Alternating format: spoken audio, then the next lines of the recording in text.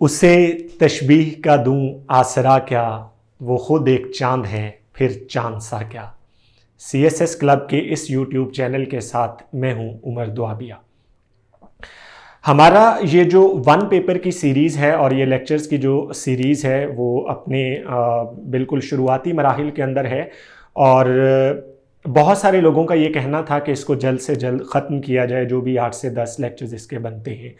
تو میں صرف یہ بتانا چاہتا ہوں کہ یقینی طور پر شاید ہمارے پچھلے ہفتے کے اندر کوئی 4 سے 5 لیکچرز ہو جاتے، لیکن اس کی وجہ یہ تھی کہ میری کچھ طبیعت خراب تھی، اور آج کل آپ کو پتہ ہے جس قسم کے حالات ہیں کہ جس شخص کی بھی طبیعت خراب ہوتی ہے وہ نہ صرف اپنی ذات کے لیے بذات خود اس کے لیے ایک مسئلہ ہوتا ہے، لیکن وہ احباب، وہ لوگ جو اس کے ساتھ کسی بھی آرگنائزیشن کے اندر متصل ہیں، ان کے لیے بھی وہ ایک بہت بڑا مسئلہ ہو سکتی ہے۔ لہٰذا اس احتیاط کو مد نظر رکھتے ہوئے پچھلا ہفتہ ہماری ویڈیوز نہیں آ سکیں۔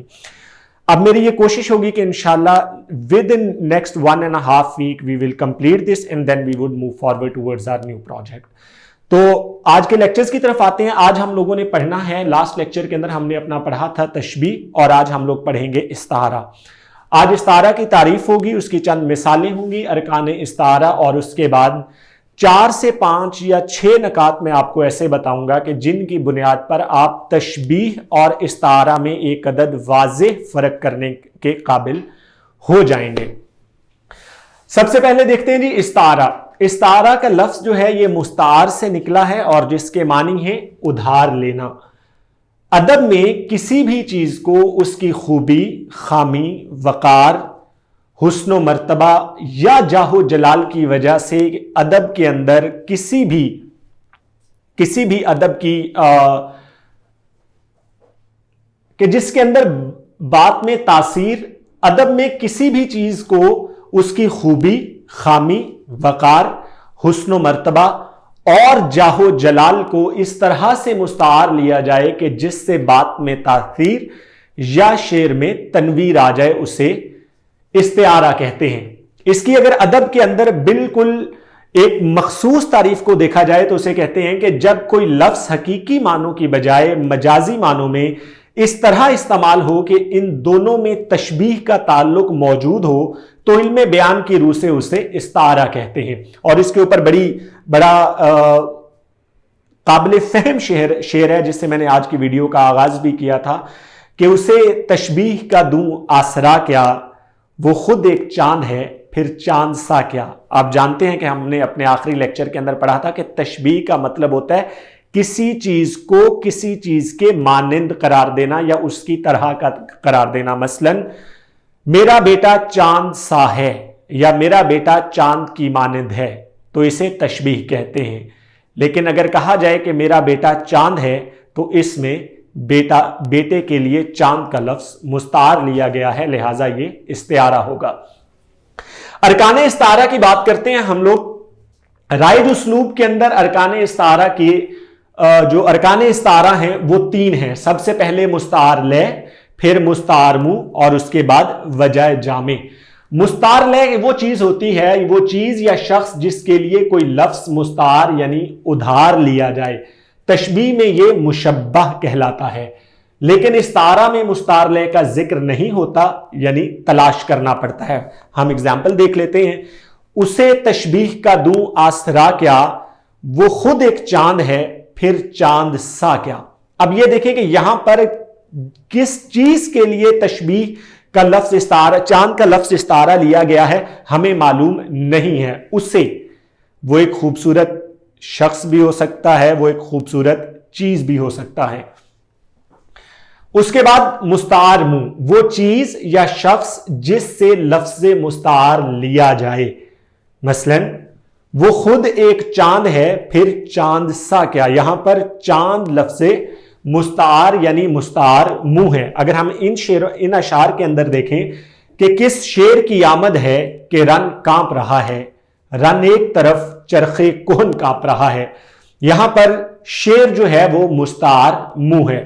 اس کے بعد آ جاتا ہے جی وجہ جامع، وہ خصوصیت، صفت، خوبی یا خامی یا وہ جاہ و جلال کے جس کی وجہ سے لفظ مستعار لیا جاتا ہے۔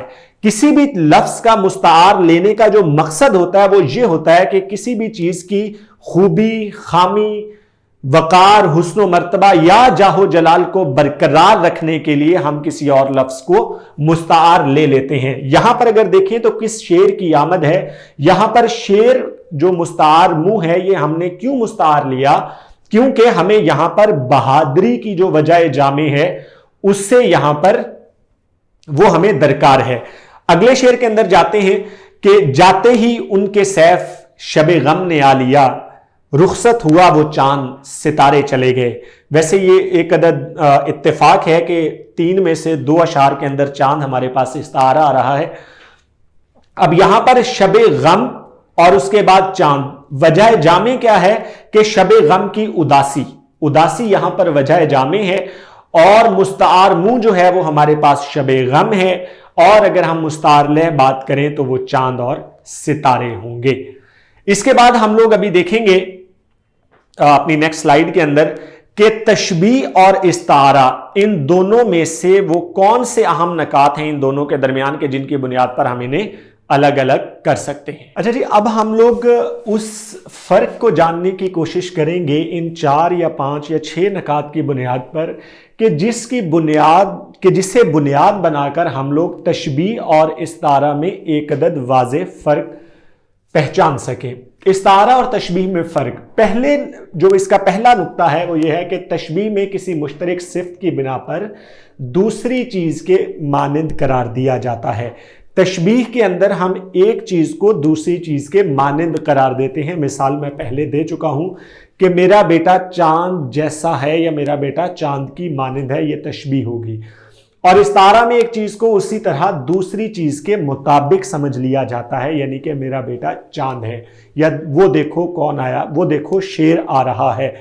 अब इसमें एक इंसान को शेर की बहादुरी के साथ तशबीह देकर एक अदद बिला वास्ता तौर पर एक लफ्ज लिया जा रहा है और वो लफ्ज मुस्तार लिया जा रहा है और वो लफ्ज है शेर, और वो बहादुरी की बुनियाद पर लिया गया। लिहाजा यहां पर शेर एक इंसान के लिए इस्तेमाल किया गया बहैसियत इस्तारा। दूसरे नंबर पर है जी तशबीह की बुनियाद हकीकत पर मबनी होती है, जबकि इस्तारा की बुनियाद मजाज या ख्याल पर मबनी होती है, और वो उस शेर के अंदर मैंने आपको बता दिया था। तशबीह में कम से कम मुशब्बह और मुशब्बह बिह का जिक्र जरूर होता है, जबकि इस्तारा में आम तौर पर मुस्तार मुंह ही आता है। जब हम लोग इस्तारे की बात करते हैं तो उसमें हम लोग मुस्तार लेह की बात नहीं करते, बल्कि बिला वास्ता तौर पर मुस्तार मुंह से ही हमें पहचानना होता है कि ये लफ्ज इस्तारा है और मुस्तार लिया गया है। तशबीह में हुरूफ तशबीह का होना लाजिम है, जी बिल्कुल। मसलन शबनम मोती की मानिंद है हरफे तशबीह, और जबकि इस्तारा में ये चीज नहीं होती, हरफे तशबीह नहीं होता, यानी मेरा शेर आया। तशबीह के कुल 5 अरकान होते हैं और जबकि इस्तारा के कुल 3 अरकान होते हैं। एक छठी वजह भी इसकी बताई जाती है, छठा फर्क भी बताया जाता है, वो ये है कि जो तशबीह जो इस्तारा है वो तशबीह की तरक्की याफ्ता शक्ल है और इस्तारा की बुनियाद दरअसल तशबीह पर ही रखी जाती है। आज से हम एक नया सिलसिला शुरू करने जा रहे हैं इन 8-10 लेक्चर्स के अंदर कि रोजाना की बुनियाद पर हम लोग दुरुस्त फिक्रात 7, 8 या 10 जितने भी मुमकिन हो सके कि एक दिन हम गलत फिक्रात को दुरुस्त करेंगे और दूसरे दिन यानी हमारे दूसरे लेक्चर के अंदर हम मुहावरों को जुमलों में इस्तेमाल करना सीखेंगे। आज का हम लोग कर रहे हैं फिक्रात की दुरुस्तगी। अच्छा, फिक्रात की दुरुस्तगी के चंद एक उसूल भी हैं जो कि बिलाशुबा इस वीडियो के अंदर तो नहीं हो सकते, लेकिन यहां पर बिल्कुल मैं आपको एक अदद सरसरी नजर के साथ बताने की कोशिश जरूर करूंगा।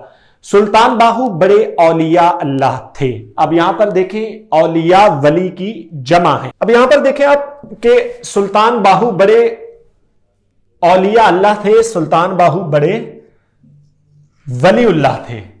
ये दीवार अंदाजन 10 फुट लंबी होगी। अब यहां पर जो लफ्ज अंदाजन है ये गलत है, ये दीवार करीबन 10 फुट लंबी होगी।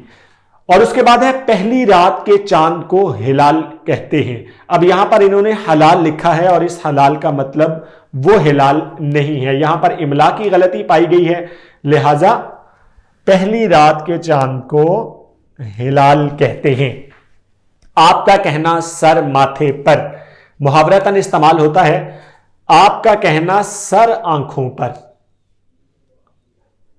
جب ہم لوگ محاورہ جات کو پڑھیں گے تو وہاں پر میں بتاؤں گا کہ محاورہ جات کے لیے بہتر یہی ہوتا ہے کہ انہیں اسی انداز میں بولا جائے اور ان میں الفاظ کی رد و بدل نہ کی جائے, بلکہ انہی الفاظ کے ساتھ بولا جائے جن الفاظ کے ساتھ اہل ادب بولتے ہیں یا اہل زبان بولتے ہیں. اس کے بعد ہے جی حجام حجامت کرنے لگا. حجامت کرنا نہیں ہوتا بلکہ حجامت بنانا ہوتا ہے. حجام حجامت بنانے لگا. نیک راہ بڑی کٹھن ہے. کٹھن کا مطلب مشکل, نیک راہ بڑی کٹھن ہے. نیک راہ لفظ نہیں ہوتا بلکہ نیکی کی راہ بڑی کٹھن ہے.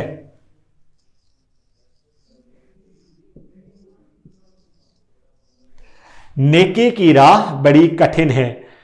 یہ کتابیں میں نے پڑھی ہوئی ہیں.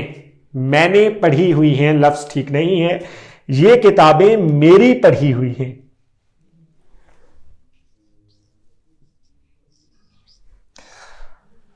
اور آخری فقرہ ہے کہ لاہور دریائے راوی پر واقع ہے. یہاں پر بھی املا کی غلطی ہے. لاہور دریائے راوی پر واقع نہیں بلکہ واقع ہے.